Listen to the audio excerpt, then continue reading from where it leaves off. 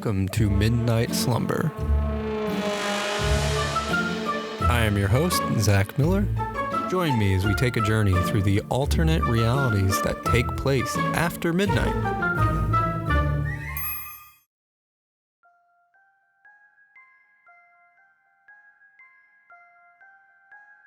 The story for this episode is a space adventure that has gone wrong.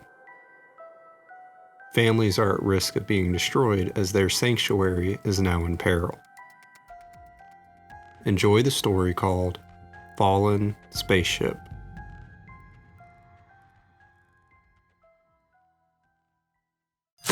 Banging, loud explosions, warning sounds, and error messages blare, echoing through the spaceship as passengers and crew try to get to the escape pods. My wife and I are running down the long metallic hall, prying residents' doors open since some of them have frozen and locked people inside. I come upon one yellow metal door that has been dented inward from an explosion nearby. The floor outside the store is scorched. Thankfully, the fire has been put out by our flying service bots that are also racing through the hallways. The people just behind this dented door are screaming for help. I slam the heavy red automated jack into the barely cracked door. The jack whines and moans as it tries to get the door to budge. Another loud metallic explosion goes off from inside the room. The air in the hall forces its way past me and through the crack in the door. The exterior wall to this room just ripped off into space. Fire and stars whip past the opening as we are falling towards Earth.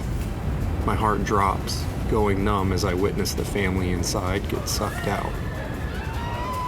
Standing there motionless, I feel sadness begin to creep over me and consume me. The door in front of me wails as it begins to warp. I slam my hand into the red glass box next to their room, insert my override key, and a heavy metal door slams down, sealing off that room from the rest of the ship. The sound of the rushing wind stops, making me numb to everything else around me. My wife bumps into me, grabbing my hand and pulls me away, stopping me from falling into a state of shock. I see the rest of the civilians running down the hall towards the shipping bay. The arrows on the floor flash, guiding and directing thousands of people running down the massive main hallway. My wife and I follow to ensure that they are getting where they need to be and try to help anyone who may be falling behind. Some of the service bots are carrying the elderly and the sick to safety. We round the corner into the giant shipping bay and see hundreds of escape pods filling up. These pods are enormous, easily holding 100 people in each one. Civilians and crew are boarding with urgency. Fighter pilots are taking off to save the planes and to make more room for the civilians. A message scrolls across my left arm, signaling my wife and me to report back to the main deck. The captain is asking for us as they need help. We dart off, heading back down the hallway and head towards the bridge. More fires have started, and a giant beam falls from the ceiling in front of us. As we are running towards the main deck door, my wife grabs my hand and slides like a baseball player under the fallen debris, which pulls me down and I slide through, less gracefully than her, but I make it under to the other side. The door to the main deck opens, letting us rush in. We see the captain struggling to control a very ornate gold and mahogany ship wheel. Above and in front of him is a massive window to what is in front of us. The Earth is quickly approaching. We have fallen a long way as we can see mountains and a never-ending forest approaching. I turn to my wife, and we know she must leave to make sure our kids have made it safely. She rushes off, and the captain and I begin doing everything in our power to get this ship under control. Most of the crew has left the room and are loading themselves into an escape pod. More explosions and sirens start to go off. The screens I am working with are showing more damage and warning signs. I try to get the ship to put out the fires and remain level as the captain tries to keep it from running into the mountains up ahead. I divert most of the shield's power to the front and underside of the ship to avoid as much damage as possible while we skate across the tops of the trees in this giant redwood forest. We can hear the impacts of the trees breaking as we glide. Up ahead is a giant snow-covered mountain quickly closing in on us. The captain shouts at me that we must abandon the ship. Everyone on board has evacuated other than us. He also mentions that he has lost complete control of the ship, so now is a good time to go. The captain and I rush over to the far wall to our left. We grab hold of the bright red spacesuits hanging on the wall and quickly slide them on. The captain grabs hold of a lever to the right of his suit and pulls it down. A remote part of the wall opens and we step in. The room we step into is a small escape pod just barely big enough for the both of us. The suits immediately lock us to the escape pod walls, which causes the door we just came through to slam shut. The countdown begins of 3, 2, 1. And then we are violently launched out of the ship. A small window to my right allows us to see the trees scream by us as we rocket upward. The sky is a bright blue, and the sun shines through the window as we spin. However, it's not long before I feel gravity take over. We begin falling just as the jets kick on outside the pod. Looking over at the captain's face, I can tell he is worried. The abandoning of our spaceship was never supposed to happen. The space coordinates we were traveling through were not supposed to be occupied by any enemies. The trees come back into view, knocking our pod around as we glance off them. The pod begins to scream as the jets try to slow us down, but just as they do, there is a loud explosive impact and everything goes dark. It takes me a moment for my eyes to adjust, but everything now has a shade of blue to it inside the pod. Flickers of light come in. I glance back over at the window and know we have landed in a body of water. The sound of the jets fizzle out as we sink further down. The light from the sun fades.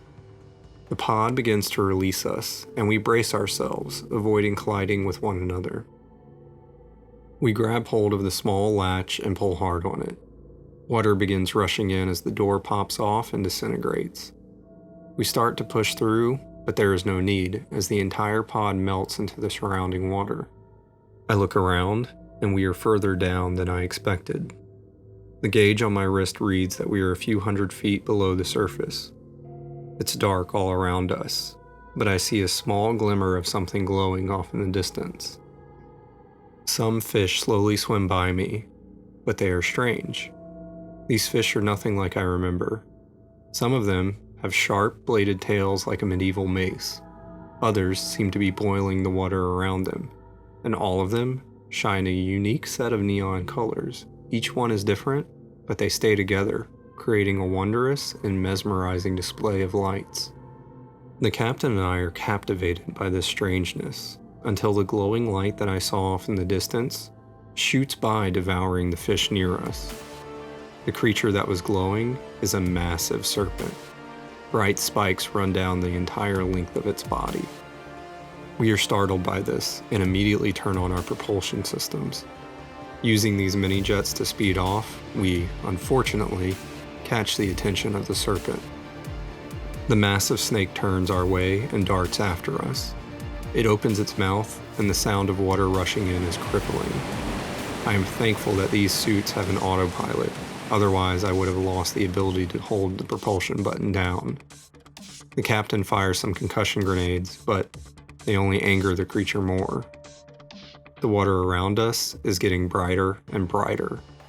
We launch out of the water and up into the air, but just make it about 10 feet above the water before the creature's head breaks the surface and launches its tongue out, wrapping around the captain's leg. The captain's jets are no match for the strength of this creature. It is slowly pulling him in. I aim my blasters at the creature's slimy, bright purple tongue and fire. The electrified spikes slam into its tongue, causing it to have muscle spasms and let go of the captain. We immediately fly off, and the suits worn from the rushed escape peter out before we can reach the crash site. We land in the woods just a few yards from where the ship crash landed. We run, climbing over some bushes and up a steep hill. At the top of this hill, we have a bird's eye view of the massive crater that the ship made upon impact. It spans a few miles in length, taking everything out, and even buries its nose in the foot of the mountain. Thankfully, the ship has managed to stay in one piece. other than the top where we were attacked. There seems to be no further significant damage from the impact of landing on what I thought was Earth. As we stand there, the escape pods slowly come in and land near the ship just outside of the crater. We rush over to them, trying to meet up to see who all made it safely. People file out, bewildered at the wreckage. The captain and I pull up, and they are surprised to see us still alive. The main crew gets the people to settle down so that the captain can speak, but I am looking for my wife and kids. The captain tells them it will take some time to fix the ship, and his voice trails off as I wander through the growing crowd of people. Everyone seems to have this red and green glow to them and is gliding as they walk across the ground. I come upon a smaller ship, and my kids emerge. They are scared and worried, but the moment they see me approaching, both my son and daughter run as fast as they can towards me.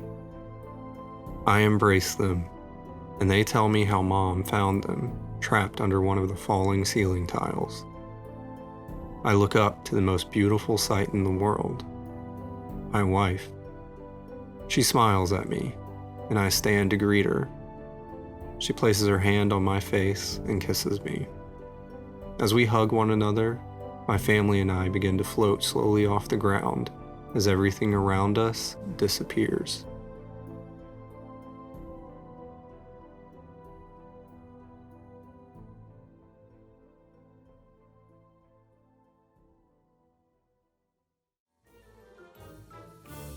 Thank you for listening to tonight's episode. Please leave a comment and check out our social media on Instagram, YouTube, Twitter, and Facebook. We would love to hear your thoughts of tonight's episode. I'm your host, Zach Miller, and thanks for listening. Have a good midnight slumber.